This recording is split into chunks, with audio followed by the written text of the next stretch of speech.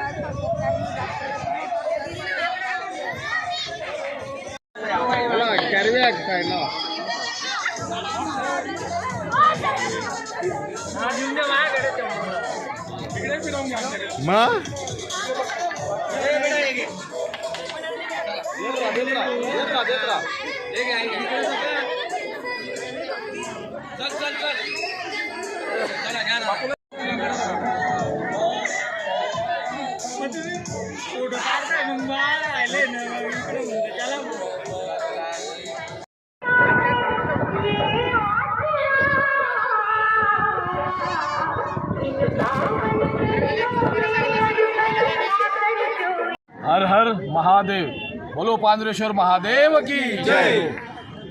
खानदेशात नव्हे, उत्तर महाराष्ट्रात नव्हे तर पूर्ण महाराष्ट्रामध्ये लोकप्रिय कार्यसम्राट माजी आमदार अण्णासाहेब अनिलजी गोटे यांच्या संकल्पनेतून धुळे शहरातील पांझरा नदीच्या मध्य तीरावरती एक महादेवाचं शिल्प तयार केलेले आहे। हे असं एक शिल्प आहे की जे महाराष्ट्रातच नव्हे तर भारतातले बरेचसे लोक ज्या वेळेला धुळ्यातल्या ज्या यजमानांकडे येत असतात तर ते यजमान धुळ्यातले इथले हे प्रतिष्ठान दाखवायला घेऊन येतात आणि अण्णासाहेबांचं आणि महादेवाचं प्रतिष्ठानचं एक नाव काढत असतात। आज महाशिवरात्रीच्या दिवशी लाखो संख्येने आज उपस्थिती येतात।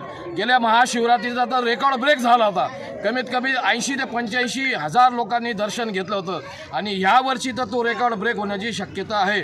तरी प्रतिष्ठानच्या वतीने संपूर्ण अतिशय योग्य व्यवस्था केलेली आहे। आता प्रतिष्ठानच्या वतीने दुपारी 12 वाजेला आरती करून सनी महाप्रसादाचा वाटपसुद्धा करण्यात आलेलं आहे। महाप्रतिष्ठानचे अध्यक्ष आदरणीय आमचे दीपक भाऊ जाधव, त्यानंतर आमचे आहेत बच्छाव रणजित भाऊ बच्छाव, नंतर भगवान भाऊ भोई, नंतर बरेचसे असंख्य कार्यकर्ते यांच्या आणि तसेच आमचे मार्गदर्शक आप्पासाहेब तेजस्वी गोटे यांच्या मार्गदर्शनाखाली पांढरेश्वर महादेवाचे प्रतिष्ठापनेच्या वतीने संपूर्ण धुळे शहराला आणि संपूर्ण आज हिंदू धर्मातील एक पवित्र सण आज साजरा करीत आहेत। त्या सर्व प्रतिष्ठानच्या वतीने तसेच कार्यसम्राट अनिल अण्णा गोटे आणि आप्पासाहेब तेजस्वी गोटे यांच्या वतीने धुळेकरांना आणि सर्व हिंदू धर्मियांना आज महाशिवरात्रीच्या हार्दिक शुभेच्छा मी अर्पण करतो आणि सादर करतो।